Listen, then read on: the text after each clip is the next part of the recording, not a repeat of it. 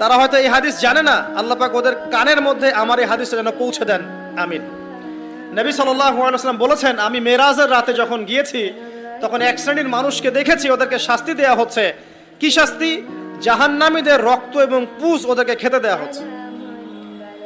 জিবরাইল আলাইহিস সালামকে জিজ্ঞাসা করা হলো যে এরা কারা?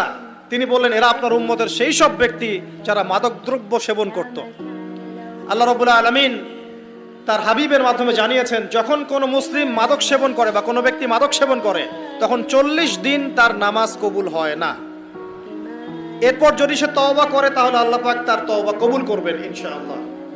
যদি সে আবারও মাদক খায় তওবা করার পর, আবার 40 দিন তার নামাজ কবুল হবে না। যদি সে আবার তওবা করে আল্লাহ পাক আবার তাকে মাফ করে দিবেন।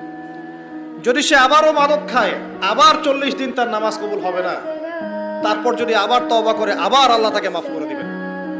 এরপরেও যদি সে আবার মাদক দ্রব্য সেবন করে, নবী সাল্লাল্লাহু আলাইহি ওয়াসাল্লাম বলছেন তাকে আল্লাহ রাব্বুল আলামিন পরকালে মৃত্যুর পরে তিনাতুল খাবাল পান করাবেন। তিনাতুল খাবাল। জিজ্ঞাসা করা হলো, ইয়া রাসূলুল্লাহ, তিনাতুল খাবাল কি জিনিস?